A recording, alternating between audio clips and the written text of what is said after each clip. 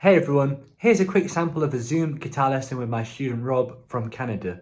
In this lesson I teach him how to play a walking bass line over Blues for Alice.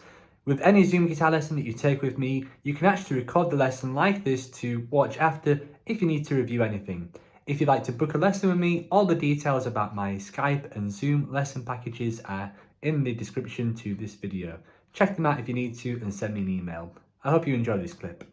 If we think about that, F can be a bass note. What else can be a bass note? The fifth.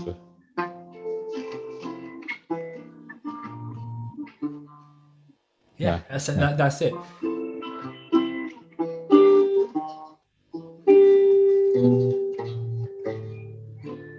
Yeah. That's a cool thing to do. So you can do that. That's a great one to do on the first chord. Now the 2/5. Sometimes you need to add a bit more to fill out some of that sound. So if you're going from E half diminished to A, do you have any ideas on how you might approach an A bass note from an E half diminished chord? If you had to if you could only use one note to get to an A bass note, yeah. The flat fifth of the E. Exactly. So that might be a nice thing to do as well. So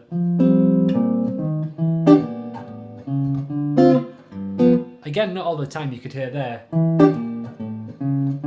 Just a regular D minor and a regular G7. So that's the good thing about bass lines. I think some people are under the false illusion that they have to go kind of like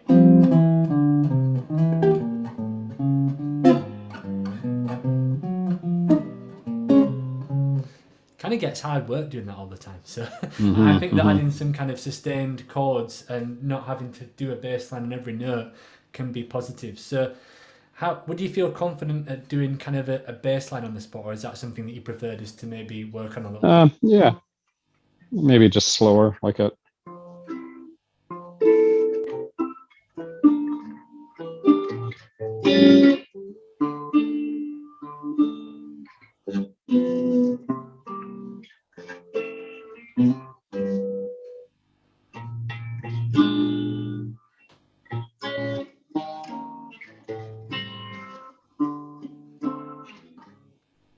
yeah, because I haven't been playing the full chords. It'll take me a bit to get it, but I have the concept. Yeah.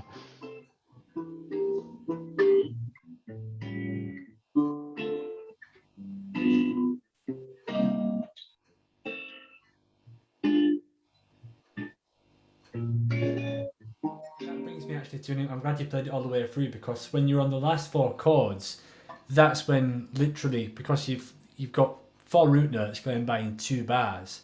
So even if you just played half notes and you've got 1, 2, 3, 4, 1, 2, 3, 4, if you actually just think of approaching each of those chords by one chromatic note, then you're going to have a consistent quarter note bass line that goes by over 2 bars. Then you get like 1, 2, 3, 4, 1. Right. So that's when you've really kind of that's when you really kept on if you choose to play it that way.